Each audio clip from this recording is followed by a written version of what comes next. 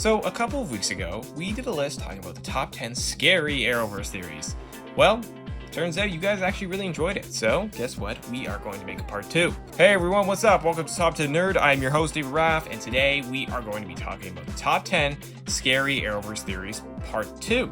Now, let me start off by saying, not all of these theories are going to be super scary. Some are, and some aren't. But they're all just really cool theories. I just wanted to say that now because I know it'll probably be mentioned down below that some of these weren't exactly all that scary. So, you've been warned. Alright, with all that being said, let's dive in. Number 10, Tommy becomes the Dark Archer. So this one goes all the way back to the beginning of Arrow, Season 1. In Season 1, it was revealed that Malcolm Merlyn was the Dark Archer. Now, in the finale, Oliver Queen and the Dark Archer are battling it out while the Undertaking is destroying some of the Glades. Now, we expected Oliver would be successful in taking him down, but a theory started floating around, kind of near the end of the season, that Oliver would eventually win, kill the Dark Archer, but then someone else would take up the mantle, Tommy. Now, if this sounds sort of familiar, right? Yeah, it kind of sounds like a bit of Spider-Man 1. There was speculation that it could follow that kind of trajectory and force Tommy to become the new Dark Archer and avenge his father. But Tommy ended up dying, so that didn't really end up happening. But a lot of people thought that was the case. I mean, they were teasing it like crazy, showing him seeing the suit and all that, and I'm actually kind of happy they didn't go that route because it kind of made a very emotional finale when Tommy actually died, and it proved that Arrow wasn't just following some random formula. It was going to constantly surprise us. Number 9, Harley Quinn and the Joker. Back in Season 2 of Arrow, they introduced the Suicide Squad. As they were showing all of the members, you saw one person in particular, but you only saw the back, and it was Harley Quinn, which got the fan base, as you can imagine, very, very excited. With the introduction of Harley Quinn, even if it was very brief, it led speculation that the Arrowverse could get a hold of some other big villains, like the Joker. Because if you introduce Harley Quinn, why not introduce the Joker as well? But, alas, that did not happen. Mark Guggenheim, the showrunner of Arrow, talked about that scene, and it was only ever intended to be an Easter egg for fans. Darn, that would have been cool. But, I mean, we did end up kind of losing the Suicide Squad as it went along, too, because the movie came out, so they didn't really want the TV division using it. But, fans can dream, right? Number 8, Flash vanishes in crisis. Any Flash viewer knows a certain newspaper article that reads Flash vanishes in crisis. Yeah, it's not hard to miss. So as we were approaching the actual crisis, fans started speculating what that could mean for Barry Allen and how it could impact the show itself. I mean, if he disappeared, how was the show going to continue? Fans started theorizing that maybe Barry Allen, from Earth 1, wouldn't be the one to vanish after all. How you say? Well, the newspaper did only say the Flash vanishes in crisis, but it never said which Flash. You see what I did there? Yeah. So it turns out that indeed this theory was right, and that it wasn't Barry Allen that disappeared. Turns out it was actually Earth 90's Flash that takes the mantle of being the Flash that vanished in crisis. And it was a very, very emotional end. It was cool, and it kind of, it closed off his arc for all those fans that after his show got canceled in the 90s, it was kind of like a nice cap. They even showed that cool flashback scene as he was running. It was cool, it was emotional, fans loved it. Number 7, Arrow Flash Forwards. So in Season 7 of Arrow, we got a very different style of season premiere. Yeah, it was packed with a lot of good action and story, but there was something that was kind of unexpected, which were these scattered scenes throughout of some man traveling to the NU, and then we ended up seeing an old Roy Harper, and then it turns out it was a grown-up William, aka Oliver's kid. This threw fans for a loop, trying to figure out what this meant for the show and the Arrowverse itself. There were quite a few theories about this. Some indeed said that yes, okay, these are flash forwards. Others were saying no, that it actually was a parallel Earth and that it was just a different alternate timeline. Some people said, oh, maybe did Barry mess up the timeline again? No one knew, but there was the one theory that said, yes, these are just flash forwards going years into the future and seeing where all the characters are and what they have been doing. That is exactly what it was. We got to see what, the characters looked like when they grew up, got old, and even what they were up to. But that future didn't exactly stay in place as Crisis changed a ton. Number 6, BLACKSTAR. So yeah, this theory goes hand in hand with the one I just talked about. With the introduction of Flash Forwards, we got a new character, BLACKSTAR. With the other grown-up kids running around like William and Zoe, fans started speculating that maybe BLACKSTAR had some sort of connection. Like maybe she was a child of Oliver and Felicity.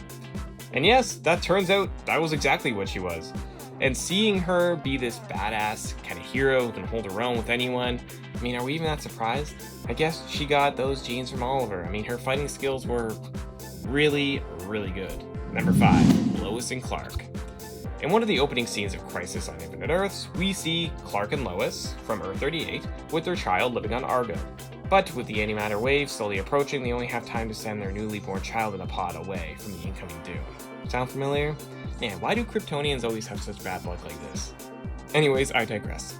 Fans started speculating right away, like during the episode, that this, being the crossover of all crossovers, that this could literally connect to the series, the 90s series, Lois and Clark. That series ended, well, spoiler alert for anyone that hasn't seen it, ended with a massive cliffhanger for its series finale that had Lois and Clark find a baby on their doorstep, and it was covered in kind of like a Superman crest.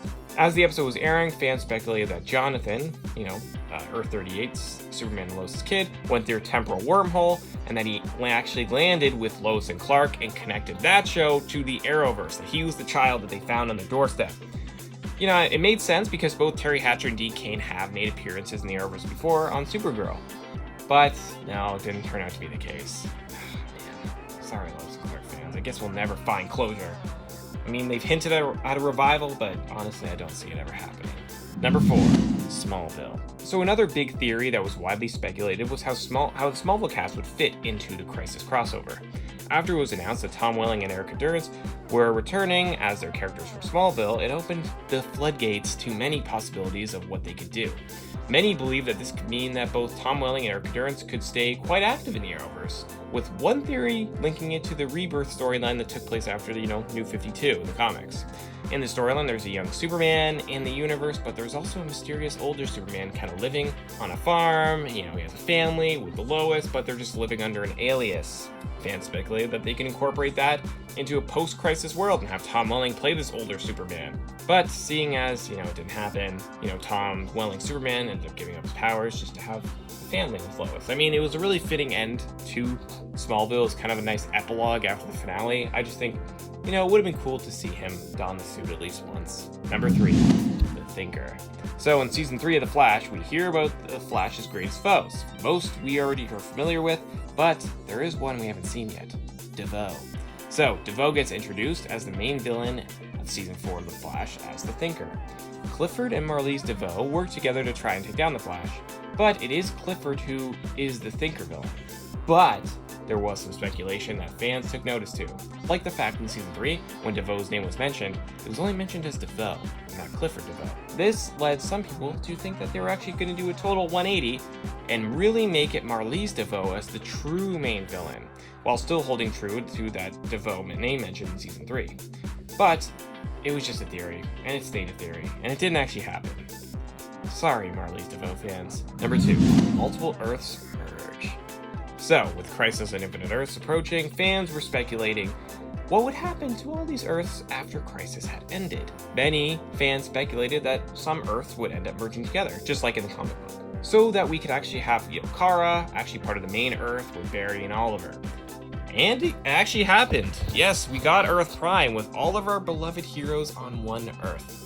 Even Black Lightning's Earth, which wasn't even widely speculated because the creator of the show, Black Lightning, made it clear that their show was its own thing, even though it was on the CW, and it wasn't connected to the Arrowverse. Even though, Black Lightning was going to join in Crisis, people didn't suspect that his Earth was actually going to merge. But that definitely changed with how big of a role he was in Crisis, and how now he's even part of the Justice League. I guess, but they're not really going to call it Justice League. Some say maybe they'll just call themselves the Super Friends. Who knows? So yeah, that was a huge win for Arrowverse fans. Number 1, Jason from Superman Returns. So, before Crisis on Infinite Earths even aired, we found out that there was a new show in the Arrowverse that was being developed, Superman and Lois. It even had a description about them raising their 2 sons. Not just one, guys, 2. So, because at that point in, continuity, they only had the one son. But that led fans to start speculating who the second one would be. Since Crisis connected with Superman Returns, fans started speculating that what if Superman Returns Superman died during Crisis, and that, Earth 38 Superman and Lois would adopt his son Jason, who was introduced in Superman Returns. But seeing as Brandon Routh's Superman didn't die, this theory, didn't really end up happening, and he was shown kind of happy at the end. So, I mean, it was a cool one, though. That would have been a really interesting twist, seeing them raise their own son, but also Jason from Superman Returns. But, I'm really excited to see how that show goes anyway. Alright, there you have it, guys. The top 10 scary Arrowverse theories, part 2. What does your list look like? Let us know your theories down below. And if you enjoyed this video, hit that like button. And don't forget to subscribe to Top 10 Nerd so you're always notified when we post a new video. I am your host, Wrath, and thank you so much for watching.